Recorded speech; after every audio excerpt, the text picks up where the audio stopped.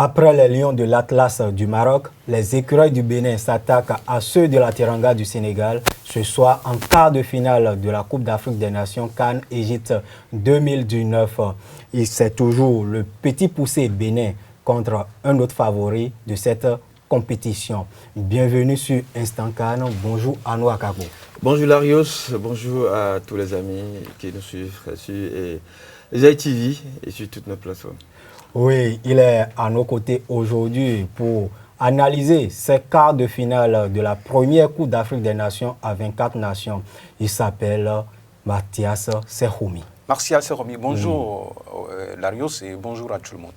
Oui, merci d'avoir répondu à notre invitation. C'est tout un plaisir partagé. Pour vous mettre déjà dans cette double confrontation bénino-sénégalaise, dans le bain, j'allais dire, de cette double confrontation bénino-sénégalaise, suivez la version remixée d'une des chansons de guerre des Amazones ici au Bénin, une reprise de l'artiste comédien Victor Gouda Wandji. Segala mando wenwe poligala mando wenwe baiwe segala mando wenwe àwọn ìgbà Ghana bo gba Guinea epo to d'Ivoire àwọn ìgbà Cameroon bo gba Maroc epo to d'Ivoire o Senegal we to epo o Dakar kele we to epo bomina gba bai demi segala mando wenwe.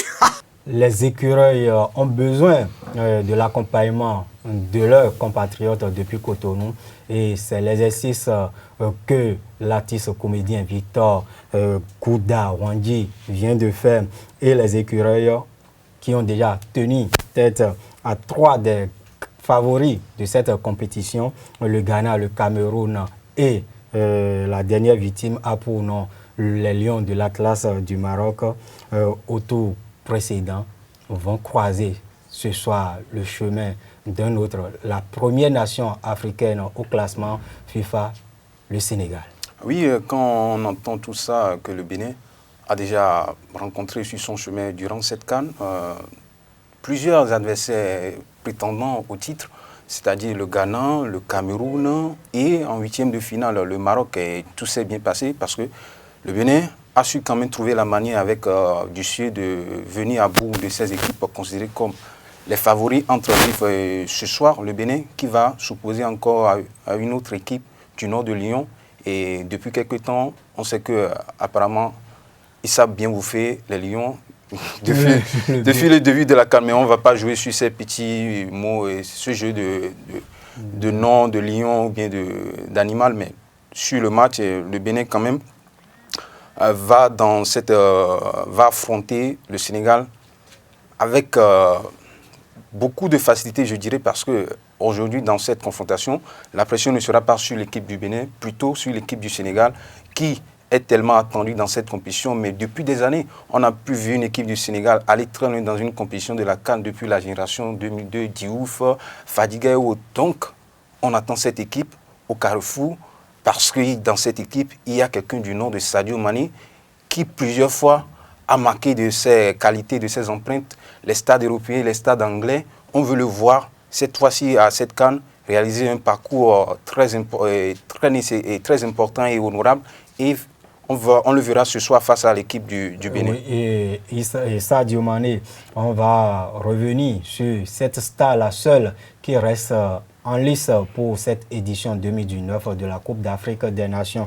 Arnaud Akabo, un autre géant, se dresse sur la route des vaillants écureuils. Bah écoutez, quand on dit Sénégal, quand même, sur le papier, c'est un grand. Et quand on prend aussi la stature du nom ou du surnom que porte le Sénégal, c'est un lion. Donc forcément, on ne peut pas en mettre les dessus sur une balance. C'est que les lions, c'est déséquilibré. Maintenant, quand on voit le parcours des écureuils, dans cette canne-là, le Bénin a son mot à dire et les Lions de la Teranga aussi ne peuvent pas dire facilement qu'ils vont nous dominer, même si Mbagnan a dit que le Bénin et le Sénégal ne bossent pas dans la même catégorie sur des discours de guerre psychologique. Vous avez suivi, peut-être on va le suivre tout à l'heure, le sélectionneur Aliou Cissé qui dit que oui, ils ont du respect pour le Bénin parce qu'ils ont vu les écureuils, ce qu'ils ont produit. On ne gagne pas, d'accord? Quand je dis on, ce sont les écureuils. Permettez que je le fasse ainsi.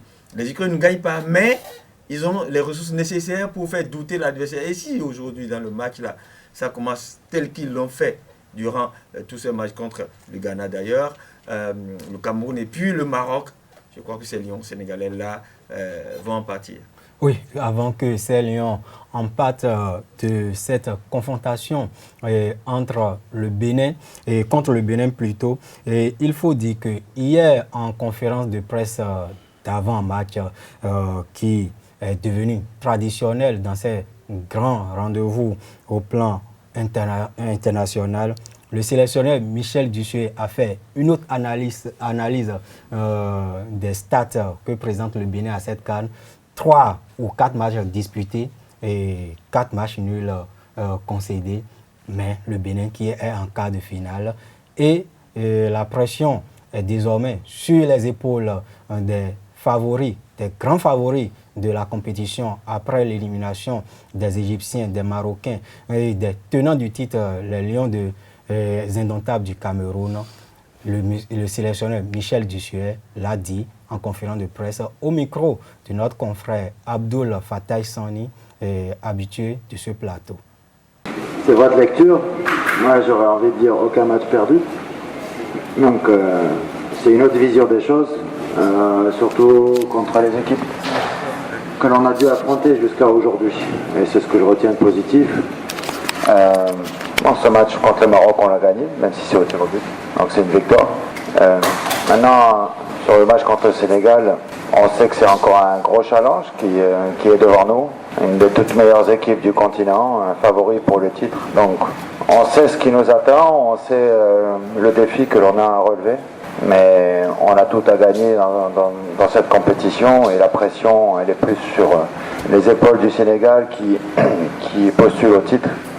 Que sur nous qui sommes un peu dans une dynamique positive. On voudrait aller le plus loin possible, mais on n'était pas cité dans les favoris au départ de la compétition, donc on va pas rester, on va pas du jour au lendemain devenir des favoris, quoi. Donc on est dans notre posture, on est dans notre rang, juste envie de faire un grand match.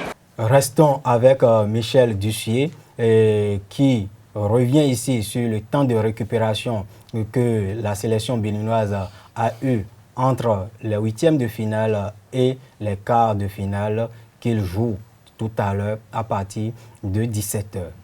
Il y a un laps de temps très court entre le dernier match de poule et le huitième de finale et on a bénéficié d'un laps de temps un peu plus long, ce qui je pense nous a fait du bien parce qu'on a dépensé beaucoup d'énergie lors de nos matchs, donc ce repos était salutaire, ça nous a permis aussi je pense de décompresser un tout petit peu.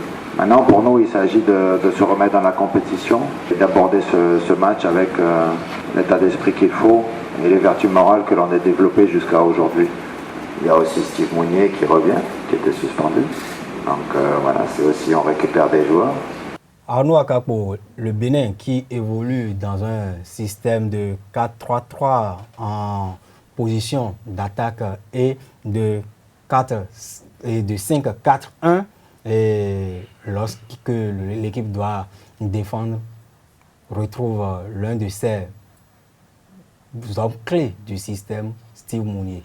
Oui, l'attaquant de Huddersfield va revenir à la pointe de cette attaque béninoise là. Ce qui est sûr, on l'a vu dans les matchs amicaux, c'est vrai, pour cette phase finale de Coupe d'Afrique, qui n'a pas encore marqué, mais il fait un travail défensif énorme. Beaucoup ne le voient pas. Lorsque vous évoluez dans un système de 5-4-1, c'est que l'attaquant, il est pratiquement seul. Il doit descendre, le connaissant dans le registre dans lequel il fonctionne, il descend, il vient faire un travail de récupération et d'empêcher les premières relances de l'équipe adverse. Et c'est justement pour ça que des fois on ne le voit pas. Mais quand il va retrouver sa place dans ce match-là, avec une défense sénégalaise, d'accord, où on a Salif Sané, c'est vrai, en conférence de presse, il a dit qu'il est là. Je ne sais pas si il sera apte pour faire ce match, mais s'il le fait et que il n'est pas à 100%, ce sera tout bénéf pour les écuries du Bénin. Parce que, connaissant l'explosivité de Poté et associé, pourquoi pas, à Steve Mounier, ça peut faire mouche dans ce cas-là. Maintenant, le Bénin sera fidèle à son système de jeu. On n'est pas favori, Michel Dussuet l'a dit.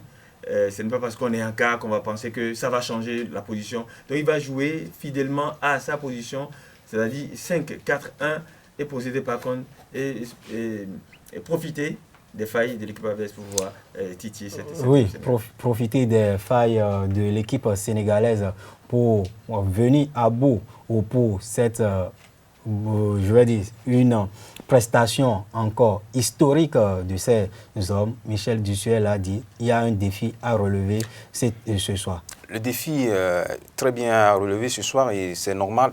C'est normal puisque quand je reviens un peu au système employé par Michel Dussuet, le 5-4-1 ou bien le 4-3-3, le 3-4-3. Le 3-4-3, si vous prenez ce système, d'abord en attaque on voit Steve Mounier qui est pratiquement le premier défenseur, celui qui doit empêcher les premières relances.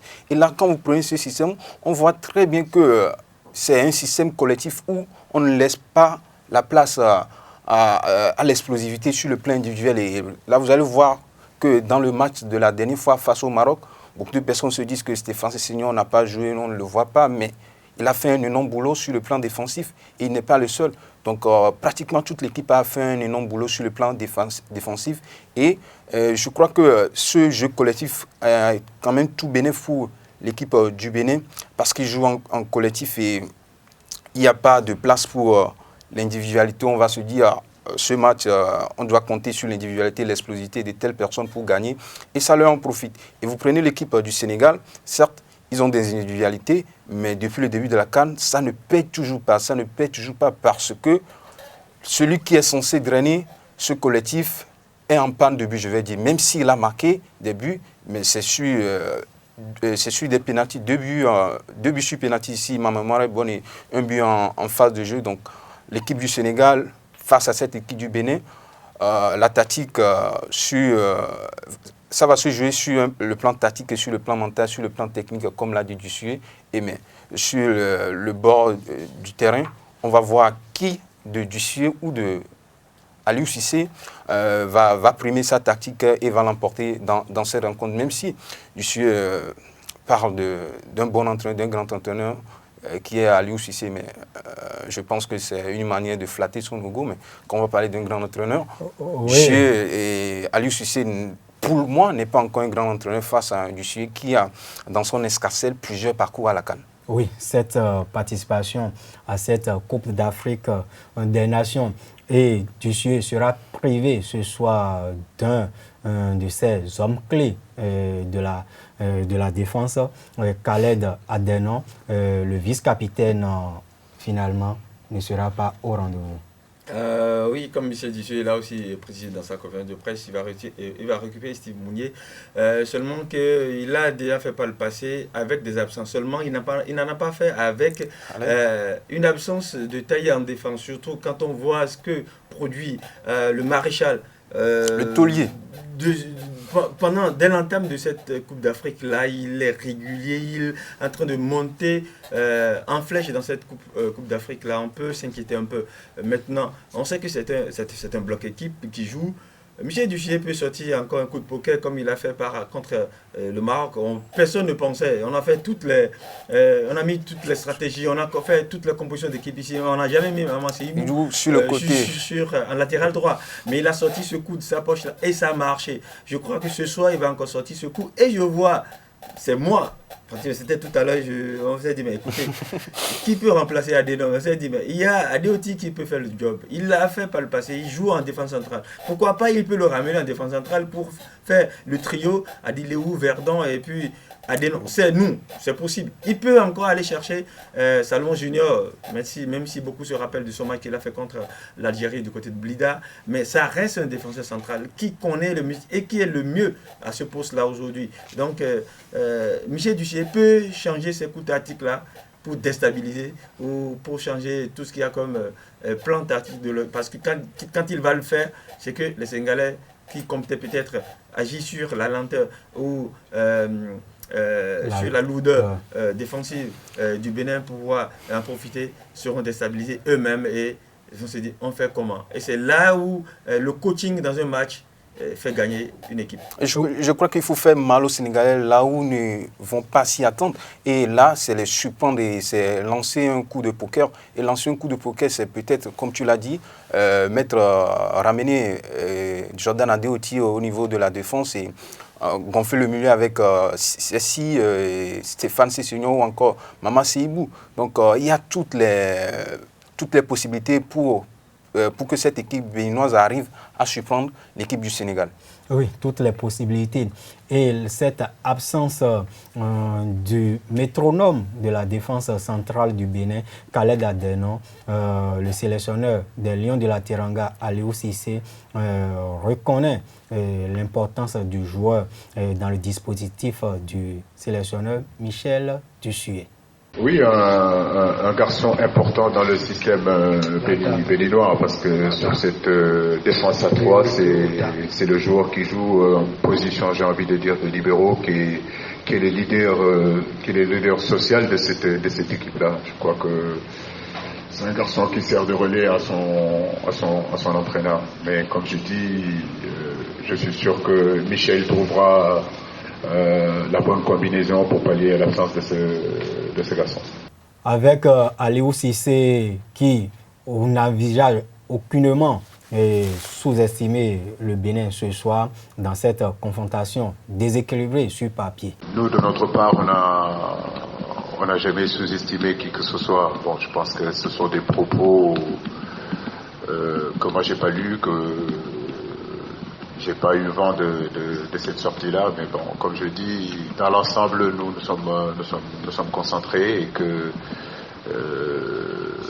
sous-estimer le Bénin serait vraiment la plus grosse bêtise de notre part. Je crois que il faut respecter l'adversaire.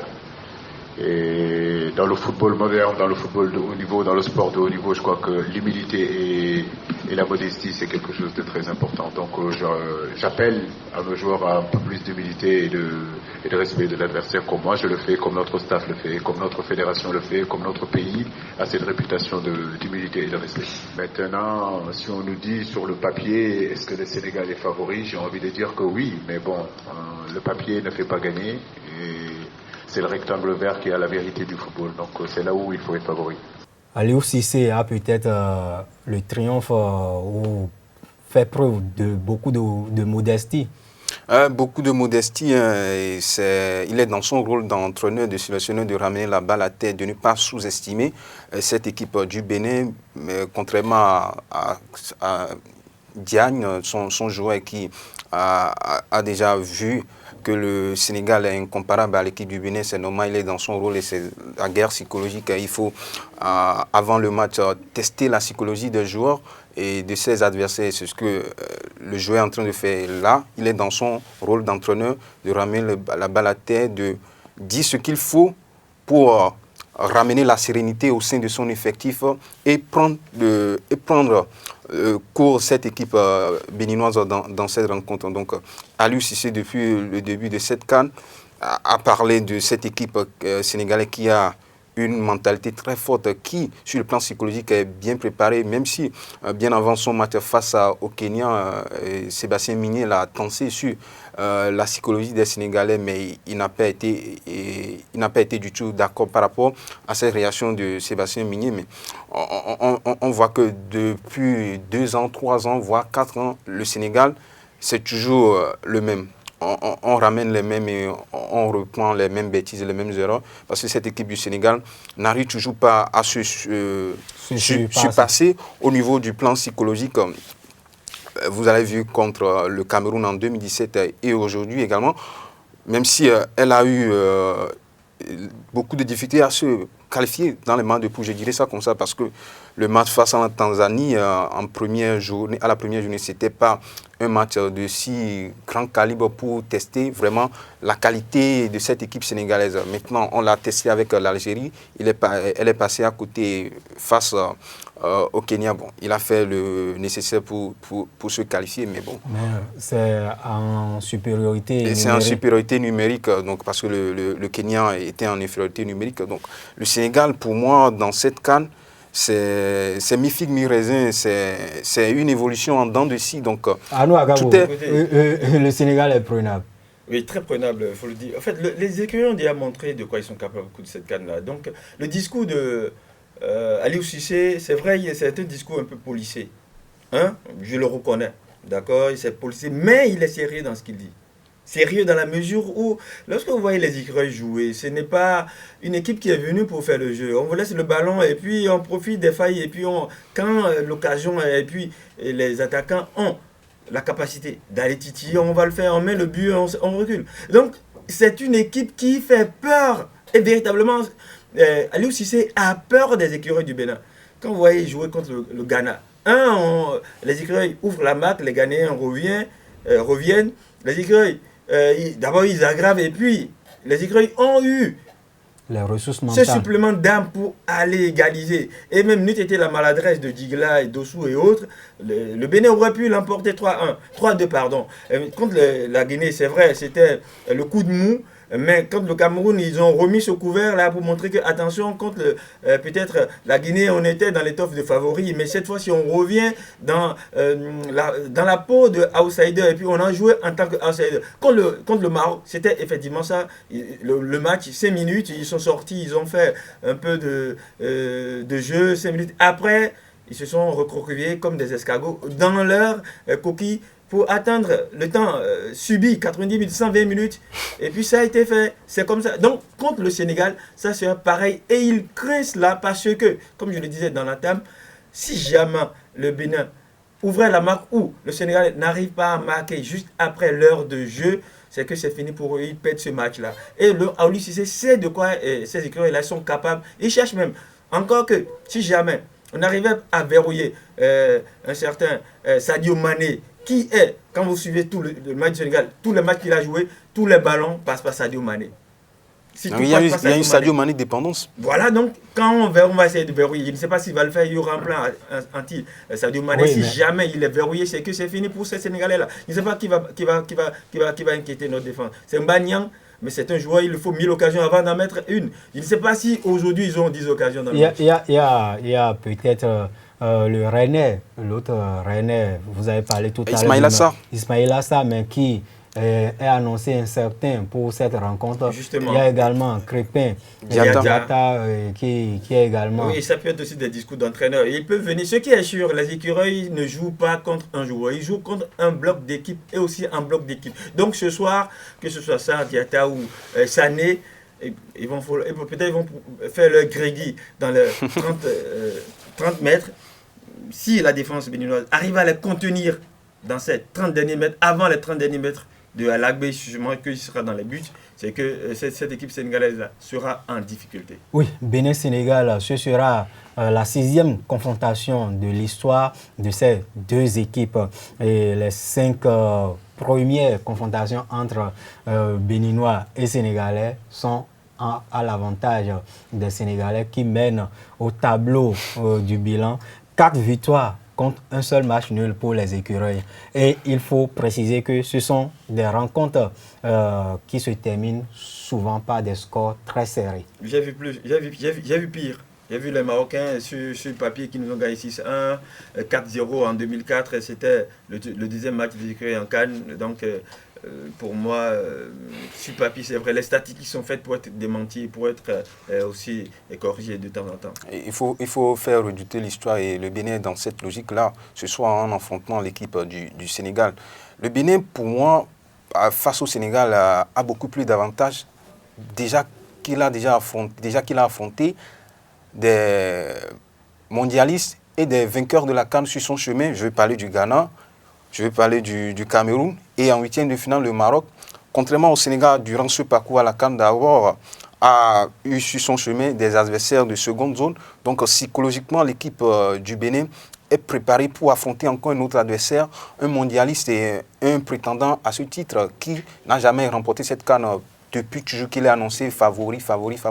Donc le Bénin psychologiquement est mieux préparé pour faire douter cette équipe du Sénégal. Et il faut dire que retenir, j'allais dire, de ce système de jeu des Lions de la Teranga. L'ancien capitaine des écureuils, Amadou Moudachirou, nous en dit un peu plus. Le match de demain, le coach va savoir comment nous allons jouer parce que le Sénégal joue avec un autre système. Et le Sénégal joue, je pense, avec un système. Le Sénégal joue avec un système de 4, avec un système de 4-2, 2 milieux défensifs et avec un 10 et avec un excentré, et avec un avant-centre. Voilà comment le Sénégal joue. Et pour ce système, je pense qu'il joue avec un 4-2-3-1. C'est comme ça que le Sénégal a joué son dernier match. S'il joue comme ça, nous avons Serge Boulevard. Parce que ces deux excentrés aussi doit être très offensif. C'est pourquoi il ne joue pas là, il joue ce système. Donc je pense que le coach va savoir, c'est un technicien, comme il a fait jusqu'aujourd'hui. Je pense que c'est très bon. Voici le système que le Sénégal joue. Voici notre système que nous avons joué 3-4-3. Je pense que demain, le Saint-Esprit et Dieu va nous accompagner. On va gagner le match de demain. Arnaud Akapo, le Sénégal évolue ou a évolué lors de sa dernière sortie dans la compétition en 4-2-3-1. Ça ne va pas changer ce soir. Ça ne va pas changer. Il va jouer avec des récupérateurs. Il sait qu'il y aura Idrissa Gana Gueye, comme avec à son côté. Je ne sais pas s'il va. Ce qui est sûr, il va jouer. Ça ne va pas changer aujourd'hui. Seulement que c'est ce système. Est-ce que ce système est capable de déstabiliser l'équipe du Bénin? On sait que Sadio Mané sera sur un côté. Ismaïla Sarr. Sarr sur un autre, s'il était bien évidemment prêt pour ce match-là. Mais on sait comment le Bénin va évoluer. Donc, s'ils viennent et que nous, on est apte et que nos joueurs sont justes dans leurs gestes, on sait qu'ils vont posséder le ballon. Mais si nos joueurs, d'accord, les joueurs béninois, sont justes dans tout ce qu'ils vont entreprendre comme geste et que dans la relance ou dans les contre-attaques, on joue précis, c'est que cette équipe aura mal. Et quand ça va commencer comme ça, c'est que c'est l'équipe sénégalaise qui sera obligée de s'adapter. On a vu le Ghana, on a vu le Cameroun, comment il s'appelle déjà, Patrick Kluivert et son associé, ils étaient obligés de changer plusieurs fois, d'amener attaque à outrance pour pouvoir déstabiliser une équipe qui n'a pas changé son système de jeu. Mais ça n'a jamais évolué. Donc, c'est vrai, le Sénégal, il y a beaucoup plus de vivacité, beaucoup plus de tout. Mais il faudrait qu'ils aient l'espace pour pouvoir courir. Parce que Sadio Mané a besoin d'espace. Mais face au Bénin, il n'en aura pas. Il y a beaucoup plus de vivacité côté sénégalais parce que quand vous prenez Sadio Mané sur un côté, vous prenez Ismaïla Sarr sur un côté, c'est des joueurs qui vont très vite. Et si le Bénin démarre ce match... Seulement qu'il n'y aura pas d'espace au Bénin. On va pas sortir. Seulement il n'y aura pas d'espace. Et pourquoi il n'y aura pas d'espace? Si le Bénin doit démarrer cette rencontre et doit prendre l'avantage sur cette équipe sénégalaise, c'est de ne pas tomber dans leur jeu. Tomber dans leur jeu, c'est quoi? C'est de le laisser faire, c'est de chercher à faire le jeu comme eux. Et là, ça va en profiter à Sadio Mané sur le côté, ça va en profiter à Ismaïla Sarr sur le côté. Et là, ça donne un but de... À moins que si c'est sorte ce coup-là, peut-être lui-même d'entraîneur laisse le ballon au Bénin, peut-être s'il le faisait. Même s'il le faisait, est-ce que les Béninois vont accepter? Non, vous savez, dans un match, les matchs aussi se jouent en fonction de la physionomie. Si l'adversaire vous laisse le ballon, on peut tenter de coups, aller sortir pour lui plancer des dards. Et si ça marche, c'est bon. Mais si ça rate, c'est dans le repli défensif qu'il y a de problème. Ceux qui est sur les écrans, ils vont sortir une ou deux fois dans la rencontre pour aller chercher. Dans un match, chaque équipe a son temps fort et son temps faible. Et quand vous prenez cette équipe du Sénégal, et on a parlé tantôt du Bénin, moi je pense que si le Bénin doit bien rentrer dans cette rencontre, c'est de ne pas chercher à faire un système anti-Mané. Un système anti-Mané, c'est laisser la place aux autres joueurs. Quand toute l'attention sera sur Sadio Mané, ça va en profiter à Niang et à Ismaïla Sarr et à d'autres joueurs qu'on n'aimerait pas voir ou bien à qui on ne s'attendait pas à voir marquer. Donc, il faut jouer. On jouait comme on jouait, quoi. Et il faudra surtout corriger ces balles dans le dos de la défense béninoise qui ont fait mal au Bénin, surtout contre le Maroc lors de la première partie également, contre le Maroc. Parce qu'on trouve que... c'est l'alignement défensif. Oui, si l'alignement défensif n'est pas bien fait, n'est pas bien coordonné, c'est là où il faut... le patron de la défense doit pouvoir régler. On a constaté qu'il y a un retard dans l'ajustement, il y a peut-être un pas de moins, une seconde de placement. Et ça coûte très cher lorsque vous jouez en défense en ligne. Il faut que chacun ou toute la ligne soit sur la même longueur d'onde. Et quand ça fausse, c'est que vous piégez vous-même au jeu de la ligne, de la défense à ligne. Mais aujourd'hui, qui est le patron de la défense béninoise? Parce qu'on reconnaît c'est Olivier Verdon, en l'absence du maréchal Khaled Adenon, son assistant de tous les temps depuis quelques mois, va prendre le relais. Et les Béninois ici restent confiants et à leurs ambassadeurs et ils espèrent qu'ils vont rééditer l'espoir de la dernière fois face aux Lions de l'Atlas. Je propose Bénin 2, Sénégal 1. Ils ont un groupe vraiment solidaire que pronostic, c'est qu'on se qualifie. On n'a pas encore eu notre première victoire, donc tout ce que tout le monde souhaite, c'est que le Bénin puisse avoir maintenant sa première victoire. Mais si la victoire n'est pas là et que ça serait encore pour les demi-finales, on espère toujours quand ça viendra. Moi, je pense qu'au moins les écureuils vont faire 1-0. 1-0, on ira peut-être, si possible, au séance des tirs au but. Et on va remporter. C'est ce que nous souhaitons. Moi, je suis très content qu'on va avoir la victoire, on va gagner, le coupe va arriver au Bénin, c'est sûr. Pour l'avoir arrivé ici au Bénin. La seconde affiche des quarts de finale de ce mercredi va mettre aux prises le Nigeria à l'Afrique du Sud. L'Afrique du Sud qui a éliminé le pays hôte, l'Égypte. L'Afrique du Sud qui a éliminé le pays hôte, l'Égypte, l'Afrique du Sud qui a su trouver la manière de venir à bout de cette équipe d'Égypte et l'a surpris totalement à la dernière minute avec ce but qui a empêché les pharaons égyptiens de revenir dans ce jeu et d'égaliser pour espérer une prolongation. Donc avantage donc à cette équipe sud-africaine et qui va affronter le Nigeria, je vais dire avantage parce que l'Afrique du Sud a été repêchée comme le Bénin. L'Afrique du Sud a battu l'Égypte, le pays organisateur. Donc pour moi, plus rien ne peut empêcher cette équipe d'aller plus loin dans cette compétition, encore qu'il est en face d'une équipe qu'elle a déjà affrontée dans les phases de poule, même s'il a terminé deuxième, parce que le Nigeria avait terminé premier Non, lors des éliminatoires, je dis. Donc le Nigeria avait terminé premier de son groupe. L'Afrique du Sud jouera contre un adversaire qu'elle connaît déjà, c'est-à-dire le Nigeria. Et Stuart Baxter aura quand même les mots nécessaires pour permettre à son équipe de surprendre cette équipe des Super Eagles. Arnaud, Afrique du Sud, une revanche pour les Sud-Africains. Oui, parce qu'ils étaient en groupe, dans la phase de groupe, ils ont été dominés, ils ont été supplantés par ces Nigérians.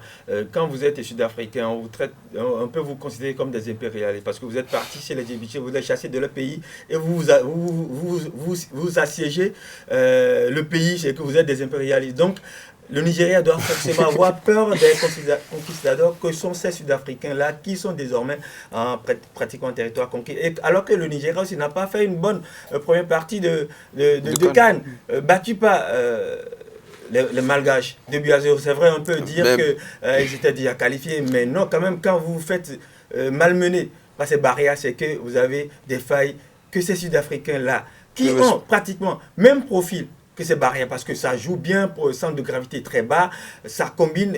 Moi je dis, c'était le pire adversaire que l'Égypte pouvait avoir. Le Nigeria, là aussi, sait que ce match-là ne lui sera pas du tout facile. Et moi, c'est un risque que je prends, mais je place une piécette sur ces Sud-Africains. Mais moi, je pense que cette équipe sud-africaine, on ne l'attendait pas du tout à cette étape de la compétition. Mais déjà, quand vous arrivez à battre... Attention, quand vous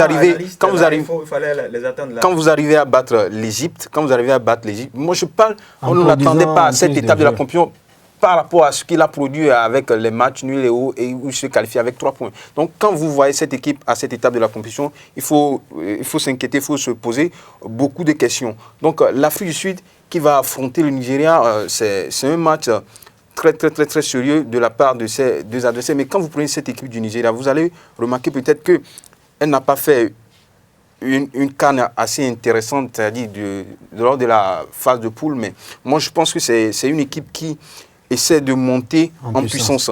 Et qu'on l'a vu avec l'équipe face au Cameroun. Donc, l'Afrique du Sud et le Nigeria monte en puissance. Et également l'Afrique du Sud qui essaie de monter en puissance. Donc, cette rencontre sera du kiff-kiff. Du kiff-kiff. Précision, moi je dis, le Nigeria ne monte pas en puissance. Le Nigeria joue les matchs en fonction de l'adversaire. Et le match contre le Cameroun, c'était une revanche. C'est-à-dire, les Camerounais nous ont tout le temps pris en finale, parce que toutes les finales, presque toutes les finales, les 3 finales sur les 5, c'était face au Nigeria. Et donc, ils n'ont jamais eu, c'est-à-dire c'est un match qu'on doit gagner, c'est une revanche qu'il faut prendre ou plusieurs revanches qu'il faut prendre en une rencontre. Et donc, ils l'ont fait. Contre les Sud-Africains, vous allez voir les Nigérians ils vont faire un match pire que ce qu'ils ont fait contre d'autres équipes dans le tournoi. Ça, c'est mon analyse personnelle. L'autre affiche à suivre pour ces quarts de finale, c'est la Côte d'Ivoire qui rencontre les Fennecs de l'Algérie. Les Fennecs qui restent les meilleurs sur cette compétition. Oui, moi j'aurais même préféré voir le Mali face aux Malgaches parce que cette équipe, face aux Algériens, cette équipe ivoirienne là ne me rassure pas du tout.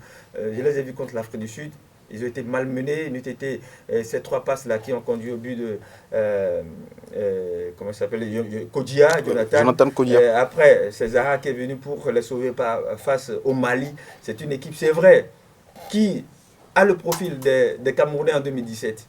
Ils ne jouent pas, ils ne font pas le jeu, mais ils font l'essentiel pour pouvoir évoluer. Et donc ce match-là, Côte d'Ivoire-Algérie, c'est un peu indécis. Le beau jeu, le football total ne fait plus gagner depuis quelques temps, depuis la fin du mondial 2018, et c'est regrettable. Parce que voir les équipes qui jouent très bien, qui n'arrivent pas à se qualifier parce qu'ils ont manqué de réalisme, parce que l'autre équipe n'a pas cherché à faire le jeu, c'est ce qu'on constate depuis la fin du mondial avec le sac de la France. Et aujourd'hui, la Côte d'Ivoire, qu'est-ce qu'on recherche? Pour moi, le football que j'ai connu, pour moi, et je le réclame et je soutiens cela, le football que moi je connais, c'est un football où tu joues bien, tu marques. Et c'est ce que cette équipe du Mali a essayé de faire avec moi-même, Magasuba, mais ça n'a pas eu son effet qu'on espère. Ils ont été battus par cette équipe de la Côte d'Ivoire qui a su profiter de son temps fort pour venir à bout de cette équipe du Mali. Et maintenant, la Côte d'Ivoire, depuis le début de la compétition, c'est une équipe qui peine à convaincre. Oui. Elle essaie de faire l'essentiel, comme l'a dit Arnaud, pour s'extraire du groupe, maintenant pour s'extraire également de la phase à élimination directe, c'est-à-dire les 8e de fin, pour être en quart. Et aujourd'hui, cette équipe de la Côte d'Ivoire va affronter la meilleure équipe qui, pour le moment, est dans la Coupe, qui, pour le moment, pour moi, joue la meilleure CAN, le meilleur jeu sur la CAN. Elle joue bien et elle gagne également, c'est-à-dire l'Algérie. Donc, cette Côte d'Ivoire doit vraiment faire attention face à cette équipe des Fennecs. Oui, vous parlez tout à l'heure du beau football, du beau jeu, et peut-être que vous pouvez l'avoir avec les Barrières de Madagascar qui vont conclure ces quarts de finale. Contre qui? Oui, en fait, il faut voir quand même. Non, contre qui? La Tunisie. La Tunisie. Voilà, il faut quand même dire que c'est Barrières. La Tunisie, je posais la question juste pour que vous essayez de détecter le nœud qui est là. La Tunisie qui a fait 4 matchs nuls, tout comme le Bénin. Oui, vous savez, cette barrière-là, c'est une équipe qui m'a impressionné parce qu'elle allie insouciance et efficacité dans le jeu. C'est ça sa force, en fait. Oui, c'est vrai que c'est l'équipe qui a la moyenne d'âge la plus élevée de la compétition, mais quand vous les voyez, c'est de l'insouciance pure. Ils sont venus sans pression, ils sont venus pour l'aventure, leur première découverte, et ça s'est transformé en exploit. Et donc, de rêve.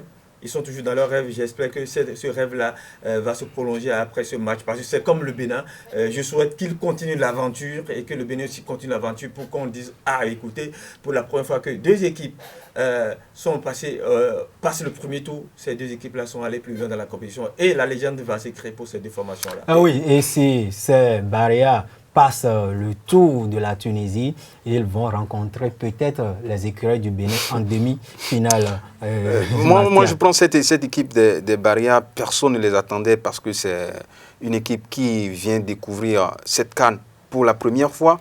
Mais ce qu'on oublie, c'est que ce n'est pas aujourd'hui que cette équipe, ce n'est pas il y a 1 an ou 2 ans que cette équipe s'est préparée pour venir à la CAN. Non. Nicolas Dupuis a fait un travail énormissime à la tête de cette équipe des Barrières. Il est allé chercher les joueurs lui-même, il dépense ses propres frais pour faire ramener les joueurs. Et vous avez vu ce que ça a donné sur le terrain. Quand je vois cette équipe du malgache jouer ainsi avec une telle détermination, avec un sélectionneur qui est de gauche à droite pour leur permettre de faire une bonne CAN, ça me rappelle juste Guy Syndic également qui a trouvé la manière de préparer une équipe sud-coréenne lors de la Coupe du Monde 2002. Vous avez vu ce que ça a donné. Ils ont atteint quand même la demi-finale avant d'être éliminés. Donc, je pense que cette équipe malgache également, si je peux me le permettre, est dans cette logique-là. Et tout va bien, tout marche bien pour cette équipe malgache.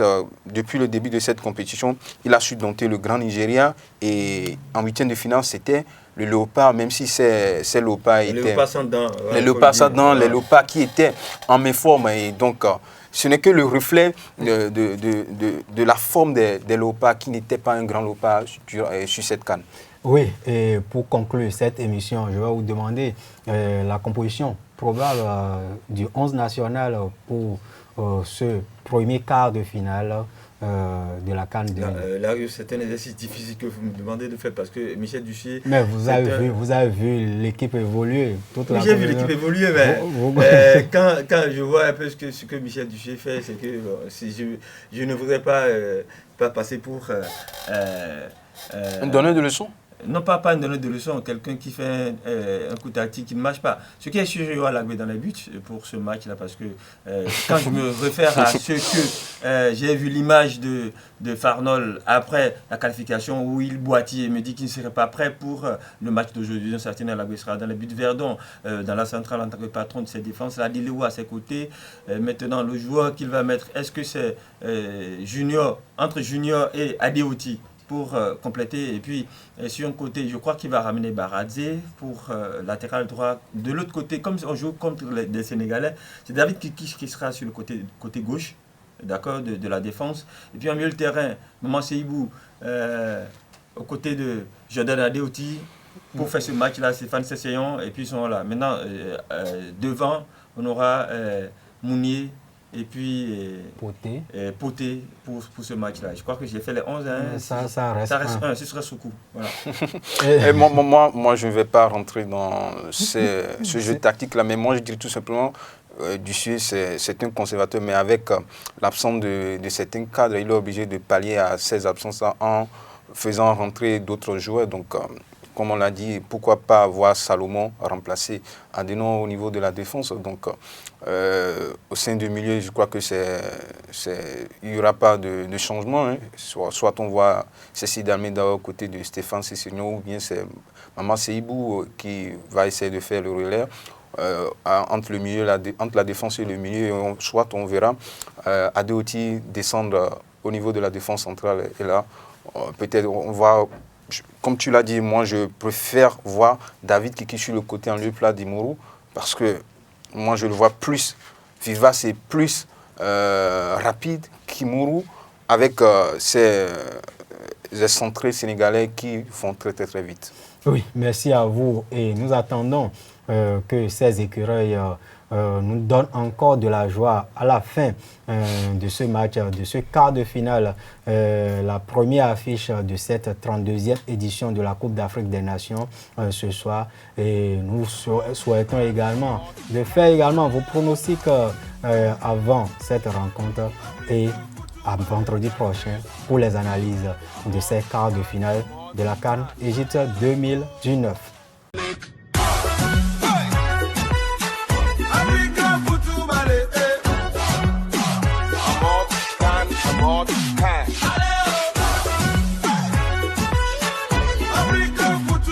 Canal Plus, en mode CAN.